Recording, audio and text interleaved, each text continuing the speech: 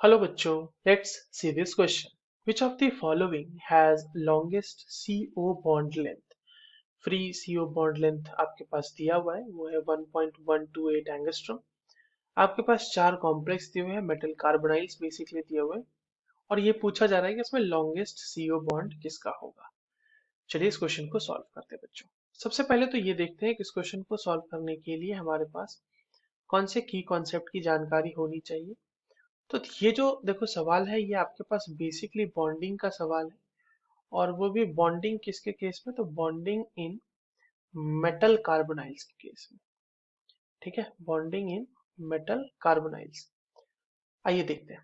देखिए metal carbonyls में क्या होता है ना बच्चों, कि आपके पास इस तरह से मेटल है, और मेटल से इस तरह कार्बोनाइल ग्रुप का CO लगा हुआ है, और इधर आपके पास जो इसका कार्बोनाइल का CO बॉन्ड है।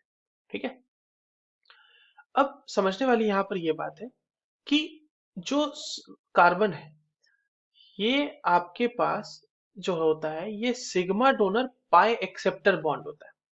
ठीक है, सिग्मा डोनर है ये, और पाई एक्सेप्टर है। कैसे? तो ये मेटल से पाई बॉन्ड इस तरह से एक्सेप्ट इलेक्ट्रॉन एक्सेप्ट करेगा, और इधर से सिग्मा बॉन्ड डोनेट करेगा। अब बॉन्ड लेंथ आप बोलोगे कि सर इसमें बॉन्डिंग में जो हमने ये देख लिया, इससे CO के बॉन्ड लेंथ पे क्या फर्क पड़ेगा। देखो कैसे पड़ेगा। अगर आपके पास सिग्मा डोनेशन ज्यादा हो रहा है, ठीक है, अगर आपके पास सिग्मा डोनेशन ज्यादा हो रहा है, यानी कि कार्बन से इलेक्ट्रॉन डेंसिटी मेटल की तरफ ज्यादा जा रही है, ठीक है, तो कार्बन के ऊपर इलेक्ट्रॉन डेंसिटी कम होगी, क्योंकि कार्बन तो अपना मेटल को दे दे रहा है ना इलेक्ट्रॉन डेंसिटी। तो कार्बन इन रिटर्न क्या करेगा, वो ऑक्सीजन से इलेक्ट्रॉन डेंसिटी को अपनी तरफ पुल करेगा, जिसकी वजह से CO बॉन्ड लेंथ जो है आपके पास, CO बॉन्ड लेंथ वो डिक्रीज करेगी। ठीक है, फिर से समझ लीजिए।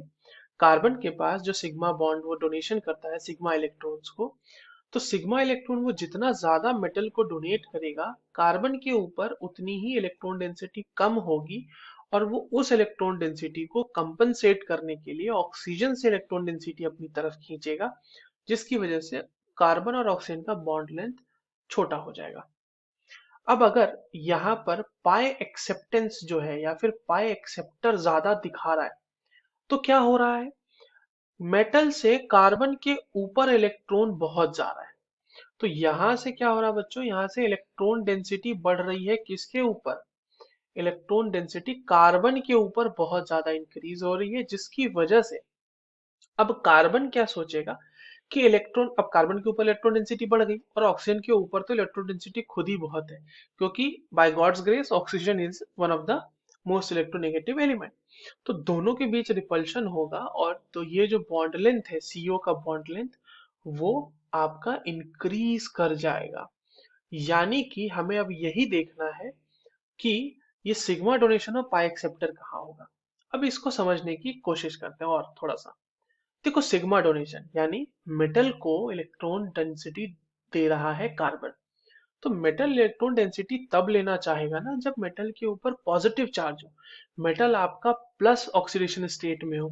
जितना ज्यादा ऑक्सीडेशन स्टेट, उतना ज्यादा सिग्मा डोनेशन, और उतना ज्यादा CO बॉन्ड छोटा होता जाएगा। पाई एक्सेप्टर ज्यादा हो जाएगा, यानी मेटल के पास खुद ही, मेटल से जा रहा है ना पाई एक्सेप्टर के केस में, ये देखो, तो मेटल के पास खुद ही इलेक्ट्रॉन डेंसिटी है। अब ये चीज समझ लेते हैं। अब बाकी ऑप्शंस में देखो, पहला वाला है, सब में ऑक्सीडेशन स्टेट कैलकुलेट करो। क्या दिया हुआ है आपके पास, FeCO होल फोर 2 माइनस। देखो देखो कार्बोनाइल ग्रुप जो होता है ना, ये न्यूट्रल लिगेंड है, इसका कोई चार्ज नहीं है।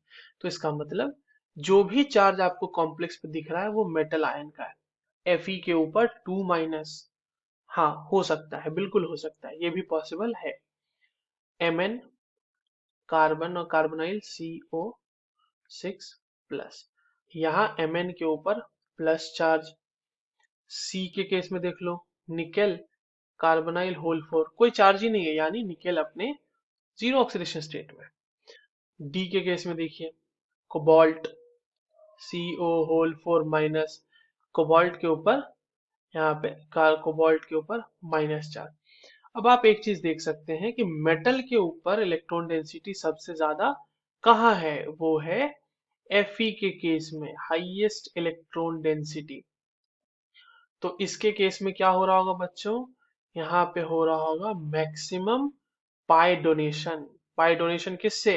मेटल से, या फिर आप पाई एक्सेप्टर की तरह बहुत ज्यादा कार्बोनाइल ग्रुप यहाँ पर एक्ट कर रहा होगा, और इसीलिए CO बॉन्ड मैक्सिमम इसी में होगी।